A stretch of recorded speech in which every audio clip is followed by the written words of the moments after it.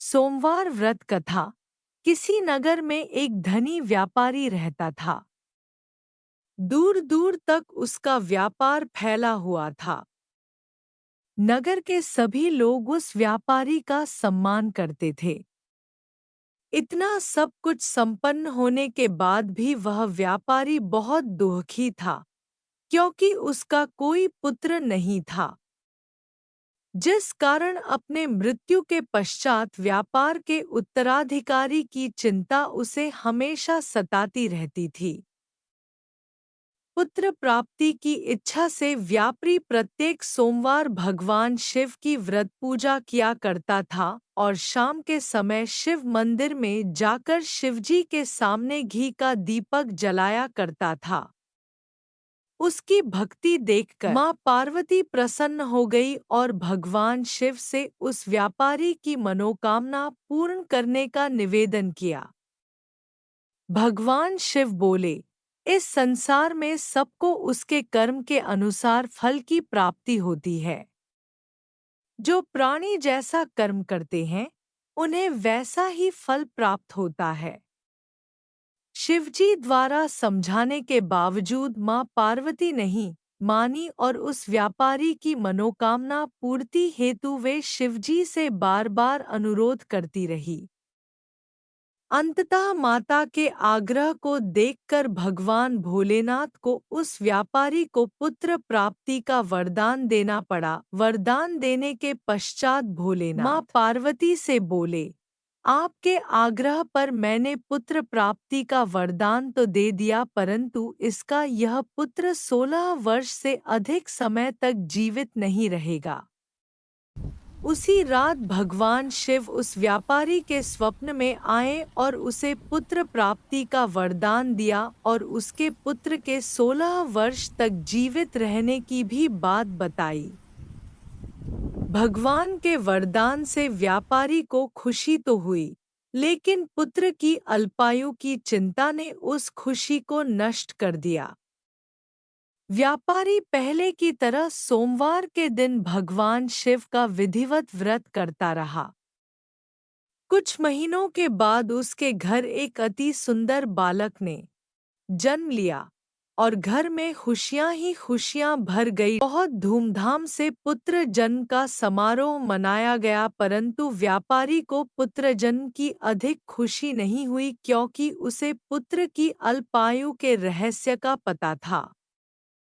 जब पुत्र 12 वर्ष का हुआ तो व्यापारी ने उसे उसके मामा के साथ पढ़ने के लिए वाराणसी भेज दिया। लड़का अपने मामा के साथ शिक्षा प्राप्ति हेतु चल दिया। रास्ते में जहाँ भी मामा भांजे विश्राम हेतु रुकते, वहीं यज्ञ करते और ब्राह्मणों को भोजन कराते।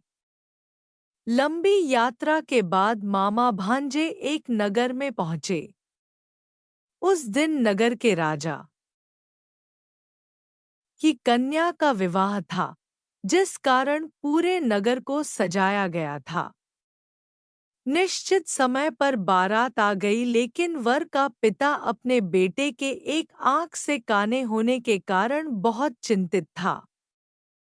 उसे भय था कि इस बात का पता चलने पर कहीं राजा विवाह से इनकार न कर दे, उसकी बदनामी भी होगी। जब वर के पिता ने व्यापारी के पुत्र को देखा तो उसके मस्तिष्क में एक विचार आया। उसने सोचा, क्यों न इस लड़के को दूल्हा बनाकर राजकुमारी से विवाह करा दूं। विवाह के बाद इसको धन देकर विदा कर दूंगा और राजकुमारी को अपने नगर ले जाऊंगा। वर के पिता ने लड़के के मामा से इस संबंध में बात की। मामा ने धन मिलने के लालच में वर के पिता की बात स्वीकार कर ली। लड़के को दूल्हे का वस्त्र पहनाकर राजकुमारी से विवाह कर दिया गया। राजा ने बहुत सारा धन देकर राजकुमारी को विदा किया।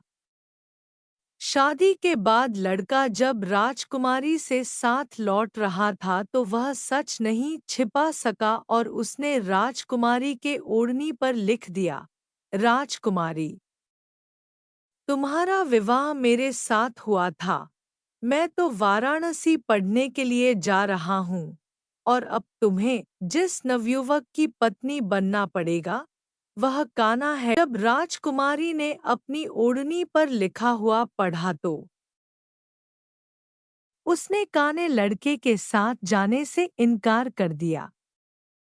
राजा को जब ये सब बातें पता लगीं, तो उसने राजकुमारी को महल में ही रख लिया। उधर लड़का अपने मामा के साथ वाराणसी पहुंच गया और गुरुकुल में पढ़ना शुरू कर दिया। जब उसकी आयु 16 वर्ष की हुई तो उसने यज्ञ किया। यज्ञ के समाप्ति पर ब्राह्मणों को भोजन कराया और खूब अन्न वस्त्र दान किए। रात को वह अपने शयन कक्ष में सो गया। शिव के वरदान के अनुसार शयनावस्था में ही उसके प्राण पखेरु उड़ गए। सूर्योदय पर मामा मृत भांजे को देखकर रोने पीटने लगा।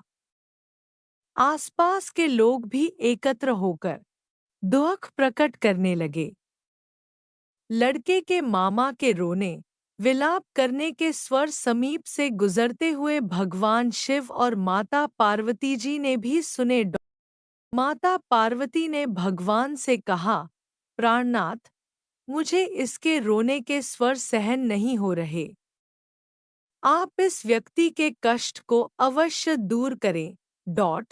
भगवान शिव ने माता पार्वती के साथ अदृश्य रूप में समीप जाकर देखा तो भोलेनाथ माता पार्वती से बोले, यह तो उसी व्यापारी का पुत्र है जिसे मैंने 16 वर्ष की आयु का वरदान दिया था।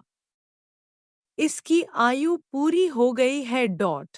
माँ पार्वती ने फिर भगवान शिव से निवेदन कर उस बालक को जीवन देने का आग्रह किया। माता पार्वती के आग्रह पर भगवान शिव ने उस लड़के को जीवित होने का वरदान दिया और कुछ ही पल में वह जीवित होकर उठ बैठा। शिक्षा समाप्त करके लड़का मामा के साथ अपने नगर की ओर चल दिया। दोनों चलते हुए उसी नगर में पहुंचे जहां उसका विवाह हुआ था। उस नगर में भी यज्ञ का आयोजन किया।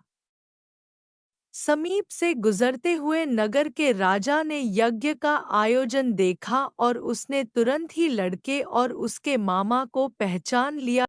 यज्ञ के समाप्त होने पर राजा मामा और लड़के को महल में ले गया और कुछ दिन उन्हें महल में रखकर बहुत सा धन, वस्त्र आदि देकर राजकुमारी के साथ विदा कर दिया। इधर भूखे प्यासे रहकर व्यापारी और उसकी पत्नी बेटे की प्रतीक्षा कर रहे थे। उन्होंने प्रतिज्ञा कर रखी थी कि यदि उन्हें अपने बेटे की मृत्यु का समाचार मिला तो दोनों अपने प्राण त्याग देंगे, परंतु जैसे ही उसने बेटे के जीवित वापस लौटने का समाचार सुना तो वह बहुत प्रसन्न हुआ। वह अपनी पत्नी और मित्रों के साथ नगर के द्वार पर पहुंचा। अपने बेटे के विवाह का समाचार सुनकर पुत्रवधू राजकुमारी को देखकर उसकी खुशी का ठिकाना न रहा। उसी रात भगवान शिव ने व्यापारी के स्वप्न में आकर कहा, हे श्रेष्ठी, मैंने तेरे सोमवार के व्रत करने और व्रत कथा सुनने से प्रसन्न होकर तेरे पुत्र को लंबी आयु प्रदान की है। पुत्र की लंबी आयु जानकर व्यापारी बहुत प्रसन्न हुआ। शिव भक्त होने तथा सोमवार का व्रत करने से व्यापारी की सभी मनोकामनाएं पूर्ण हुईं। इसी प्रकार जो भक्त सोमवार का विधिवत व्रत करते हैं और व्रत कथा सुनते हैं, उनकी सभी इच्छाएं पूरी होती हैं। बोलो शिव शंकर भगवान की जय। बोलो माता पार्वती की जय। इस प्रकार की सभी व्रत की कथाएं और कहानियां सुनने के लिए कृपया आप अपने इस YouTube चैनल को लाइक, शेयर और सब्सक्राइब करें। धन्यवाद।